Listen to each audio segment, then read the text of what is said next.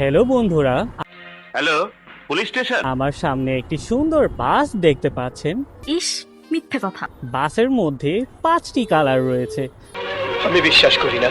যদিও আপনারা 5টি কালার এখন প্রপারলি দেখতে পাবেন না, কিন্তু আমি আপনাদেরকে আজ বলে দিচ্ছি। না না, এসবের কোনো প্রয়োজন নেই। উপরের যেই কালারটা সেটা হচ্ছে একটু ইয়েলো, মাঝখানে হচ্ছে রেড কালার এবং নিচে আছে গ্রিন কালার।